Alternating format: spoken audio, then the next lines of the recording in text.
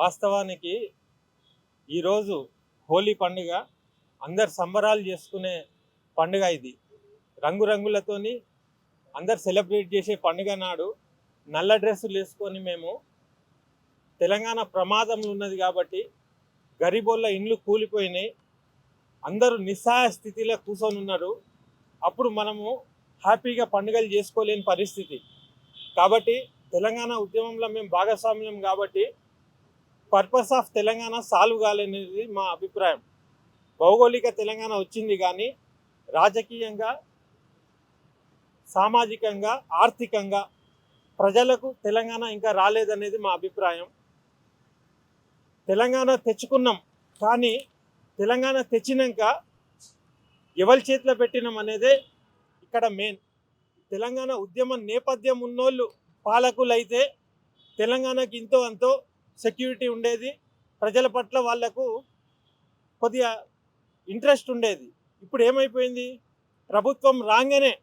ప్రభుత్వం రాకముందు ఏ పార్టీ అయినా కూడా ప్రజలల్లో గల్లీలల్లో తిరిగినరు, ఇంటింటికి ఓట్ల కోసం తిరిగినరు, బిచ్చపోళ్ళ లెక్క తిరిగి పీఠం ఎక్కగానే సీట్లు రాగానే ఆ ఇండ్లే కూలగొట్టుడు స్టార్ట్ చేసిండ్రు. ఇప్పుడు మీరు చూడండి గరీబోళ్ళ పరిస్థితి ఎట్లున్నది. అధికారంలో ఎక్కినోని వాని ధీటు, వాని మదము, వాళ్ళ ఆర్భాటాలు, పెండ్లీలు, పత్రికలు, వాళ్ళ భవంతులు, వాళ్ళ ఇండ్లు, వాళ్ళ రాజరిక పోకడలు మనం బేరీజ్ చేసుకోవచ్చు. మనం తెలంగాణ తెచ్చుకున్నది వీళ్ళ కోసం కాదు కదా, ప్రజల కోసం తెచ్చుకున్నాం. ప్రజలు సుఖంగా ఉన్నారా? అస్సలు లేరు.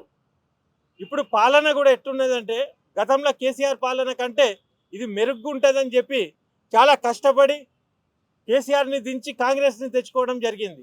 కాంగ్రెస్ రాగానే ఎవరెక్కిండ్రు పీఠంలో? ఈ ఒక్క ముఖం కూడా తెలంగాణ ఉద్యమంలోనే లేరు.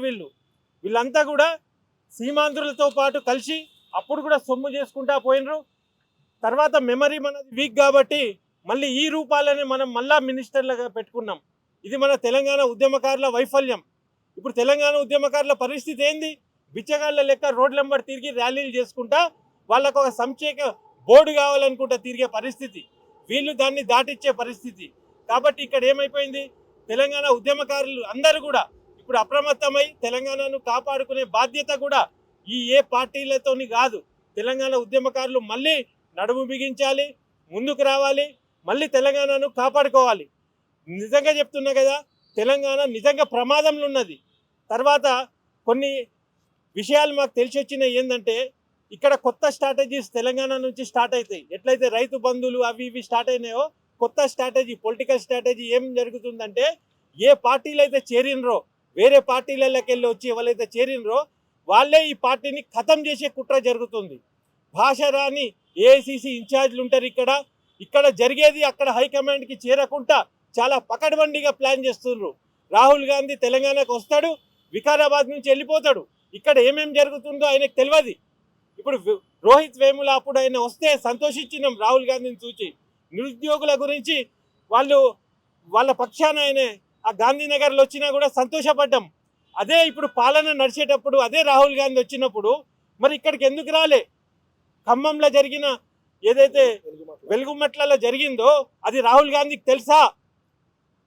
గాంధీ సరోవరం అని చెప్పి అన్యాయంగా గవర్నమెంటే పర్మిషన్లు ఇచ్చి, గవర్నమెంట్లే మొత్తం ఇచ్చి ఒకటేసారి కూలగొడదామని డిసైడ్ అవుతున్నారు. అది రాహుల్ గాంధీకి తెలుసా? తర్వాత నిరుద్యోగులు పాపం, మనం తెలంగాణ తెచ్చుకున్నదే ఉద్యోగుల కోసం. ఇవాళ తెలంగాణ మొత్తం ఆగమవుతుంది, వాళ్ళ బతుకులు ఏమవుతున్నాయి? తెలంగాణ ఉద్యమానికి ఎట్లయితే సావులు మొదలైనాయో ఇప్పుడు నిరుద్యోగుల సావులు మొదలైనాయి. తెలంగాణలో పిల్లగాళ్ళు సావద్దనే కదా సోనియా గాంధీ తెలంగాణ ఇచ్చింది. ఇప్పుడు నిరుద్యోగుల వల్ల మళ్ళీ సావులు స్టార్ట్ అయింది.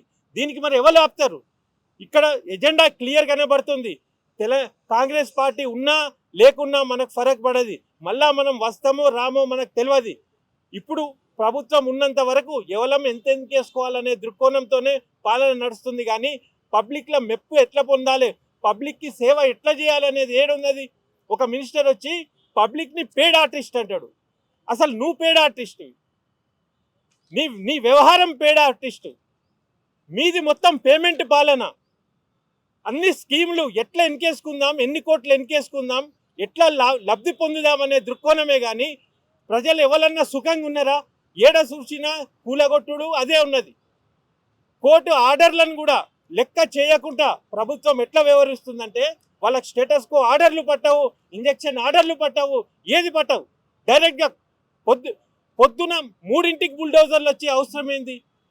ఇదే అధికారులు ఆఫీసులకు 3ంటికి 9ంటికి వస్తారా? రారు. 3ంటికి పోయి ఒకటేసారి నిస్సహాయులను చేసేసి రోడ్ల మీద పడేసిర్రు. దాంట్లో ముసలోళ్ళు ఉన్నారు, ఆడోళ్ళు ఉన్నారు, రోగులు ఉన్నారు, వికలాంగులు ఉన్నారు. వాళ్ళందరూ కూడా ఒక గుమ్మం లేచి బతుకులు అంటుర్రు. ఏం అవసరం వాళ్లకు? భూదాన్ అని చెప్పి భూమికి దానం చేసే భూమిలల్లా మీరే అంటున్నారు కదా, ఇంద్రమ్మ ఇల్లులు కట్టిస్తాం గరీబోళ్ళ కోసం అంటారు కదా. అదే నిజమైతే గరీబోళ్ళను రోడ్ల మీద మీరు ఎట్లా పడేస్తారు? మీకు ఎట్లా నిద్ర పడుతుంది? మీ అన్ని చూస్తున్నాం సోషల్ మీడియాలో. మీ ఆర్భాటాలేంది, మీ పెళ్లిలేంది, అది మీ పర్సనల్ అఫేర్. పబ్లిక్ మీడియాలో ఎందుకు పెడుతున్నారు? ఆడ తిండి లేక పరేషాన్ ఏడుస్తుంటే మీరు వైభవంగా మీ జల్సాలు మీరు మాకెందుకు చూపిస్తున్నారు? పోయి ఆడ పేదోళ్ళ గురించి ముఖ్యమంత్రి మాట్లాడిందా? వెలుగుమట్ల గురించి మాట్లాడిందా? ఒక్క స్టేట్మెంట్ లేదు. అదే పాలన రాకముందు ఆయన ఏమన్నాడు? ఆయన ఏదైనా మనం రెగ్యులరైజేషన్ చేసుకోవచ్చు, దానికి ఏమైనా మనం చేయొచ్చు, కానీ పేదల కోసమే కదా అది ఇది అన్నాడు. ఇక మీరు చూడండి, ఇది ప్లే చేస్తున్నాం. వాళ్ళు అమాయకంగా కొనుక్కున్నారు, దాంట్లో కట్టుకున్నారు. ఒకవేళ అనుమతులు లేవనుకోండి, రెగ్యులరైజ్ చేయడానికి certain rules and regulations. Criminal waste గా మొత్తం ఉన్న బలంగా నేలమట్టం చేయాల్సిన అవసరం ఉందా సార్? ఇలా గవర్నమెంట్ స్కీమ్స్ అనౌన్స్ చేస్తుంది. మీరు గవర్నమెంట్ ల్యాండ్స్ ఉంటే మీరు రెగ్యులరైజ్ చేసుకోండి, మీరు బిల్డింగ్లు కట్టుకుంటే రెగ్యులరైజ్ చేసుకోండి. ఇంకోటి ఇది నటననా? అంటే పాలనకు రాకముందు ఇది డైలాగ్ డెలివరీయా? ఇదే కరెక్ట్ అయితే ఇప్పుడు ఏం చేస్తున్నావు నువ్వు? తర్వాత వీళ్ళకి ఒకటి అలవాటైంది, ఇక్కడ ఏదన్నా డ్రామాలు చేయాలన్నా, ఏదన్నా కుంభకోణాలు చేయాలన్నా ఫారెన్ వెళ్ళిపోతుండ్రు. ఒక మినిస్టర్ ఫారెన్ పోయిందంటే ఇక్కడ ఏదో జరగబోతుంది అన్నట్టు. అప్పుడు రేవంత్ రెడ్డి ఫారెన్ వెళ్ళినప్పుడే ఇక్కడ లీకులు ఇచ్చి ఆ బొగ్గు స్కామ్లు అన్నీ బయటకు వచ్చినాయి. ఇప్పుడు తుమ్మల నాగేశ్వరరావు దుబాయ్ పోతే ఇక్కడ అన్ని జరిగిపోతాయి అనుకుంటుండు. మేమందరం కూడా తెలంగాణ వచ్చింది చలో నడుస్తుందని టైం ఇచ్చుకుంటా పోయినాం.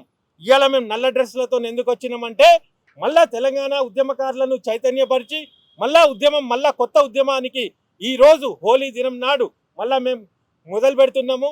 మేము కొంతమంది యాక్టివిస్టులు ఉండొచ్చు కాక ఇట్లా మేము మొత్తం సంఖ్యను పెంచుకొని ఈ లీడర్లు ఏం చేసినా కూడా, మీడియాని మేనేజ్ చేసినా కూడా, యూట్యూబ్లు ఏదో అంటుండేనే, ఏమంటుండు పెయిడ్ ఆర్టిస్టులు, ఆ ట్యూబ్ ఈ ట్యూబ్. నువ్వేంది ఇవాళ తెలంగాణను రక్షించేదే యూట్యూబ్ని నువ్వు హేళన చేస్తే నీ సంగతి ఏందో మేము కూడా చూస్తాం. తెలంగాణ ఉద్యమకారుల సత్తా ఏందో మీకు తెలియదా? మీరు పాలనలో ఉన్నప్పుడు చూడలేదా? మీకేం పోద్ది? కాంగ్రెస్ పార్టీ పీకినా మీకు ఫరక్ పడదు. కండువాళ్ళు మార్చే బాపదిగాళ్ళు మీరు కండువాళ్ళు మారుస్తారు, కొత్త పార్టీలో జాయిన్ అవుతారు. ఆ పార్టీ వచ్చినా ఈ పార్టీ వచ్చినా మీరే ఉంటారు అనుకుంటారు. ఇప్పుడు తెలంగాణ చైతన్యంలోకి రావాలి, తెలంగాణ ఆకాంక్ష పరులతోనే పాలన జరగాలి. మీరు చూడండి, ప్రతి చైర్మన్ తెలంగాణ ద్రోహులు, తెలంగాణకు సపోర్ట్ చేయని వాళ్ళు ఉన్నారు. అందుకే గద్దర్ అవార్డులని పేరు పెట్టుడు, మొత్తం గోల్మాల్ చేసుడు. ఇక్కడ కూడా తెలంగాణ ఆ పాలన, రైజింగ్ తెలంగాణ వట్టి పేర్లు కాదు. ఏం రైజింగ్ అయింది? మీరు పర్సనల్గా రైజ్ అవుతున్నారు, కానీ ప్రజలకు ఒరగబెట్టింది ఏంది? మీరు తెలంగాణను 100% ఆగం చేస్తున్నారు. మేము చూసుకుంటే ఇట్లనే ఉంటే కానీ తెలంగాణ మొత్తం నాశనం అయిపోతుంది. అది మేము సహించాం. మా పానం ఉన్నంత వరకు తెలంగాణను కాపాడుకునే బాధ్యత కూడా తెలంగాణ ఉద్యమకారులది. మేమే కాదు, యావత్ తెలంగాణలో ఉద్యమకారులందరినీ కూడా మేము చెప్తున్నాం, విజ్ఞప్తి చేస్తున్నాం. అందరు మళ్ళా లేవుండ్రి, మళ్ళా నడుం బిగించండి, మళ్ళీ రాండి. ఇట్లయితే నడవది. రాజ్యాధికారం కూడా తెలంగాణ వాదులది ఉండాలి. వీళ్ళు మనకు పనికిరారు. జై తెలంగాణ, జై తెలంగాణ, జై తెలంగాణ, జై తెలంగాణ, జై తెలంగాణ, జై తెలంగాణ.